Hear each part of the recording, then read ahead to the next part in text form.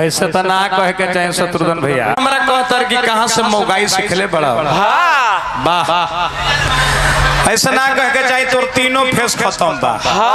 कवन कवन नचनिया में दम ना मुखिया जी मुकेश बाबू मुखिया जी नचनिया बैंड में के लौंडा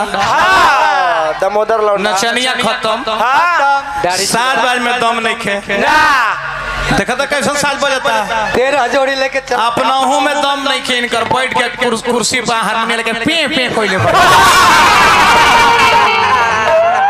है देखा तो नचनिया के करंट 440 वोल्ट आवे लेकरा में ये तीन प्रांत में घोड़ी के जोड़ी नहीं खे जौन दिन घोड़ी के जोड़ी लग जाए तो दिन सुदर्शन यादव हाथ गोड़ बांध के गंगा जी में कूद जाई हैं फिर पैर के निकल जाई हैं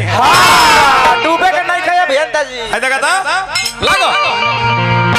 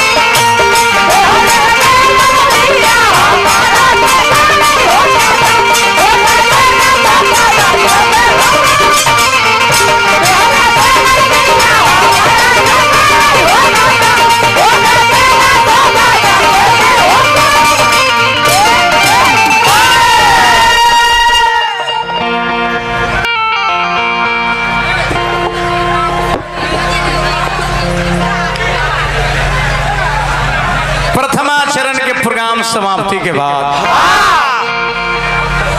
दूसरा चरण के प्रोग्राम लेके उपस्थित बानी जा बड़ा ही सराहनीय प्रोग्राम देखनी अरविंद अभियंता जी से बड़ी सुंदर कथा अश्वमेघ जग भगवान राम करावत रहनी घोड़ा छोड़ ले रहनी लोग उस धर के बांध ले शत्रुघ्न गइल बारी मार के मूर्छा कर देले बालू ओकरो से छेपक हम जानी ले तेरा बुझात नहीं ना एकदम छेपक दूसरा बात कहता नहीं हमें को तनी कलाकारी दिखौनी हो तो कहता रे भाई कहां से सिखले बड़ भाई हम एगो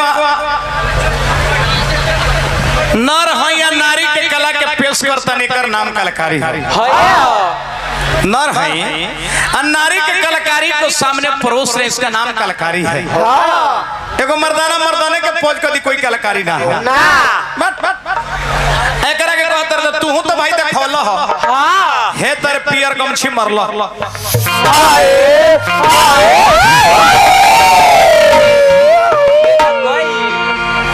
लेकिन भइल ना जी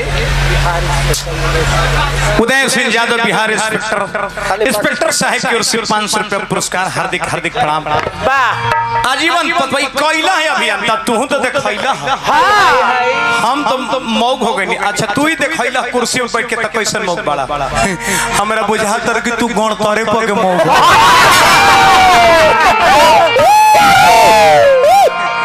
हे गण तर पर के मौग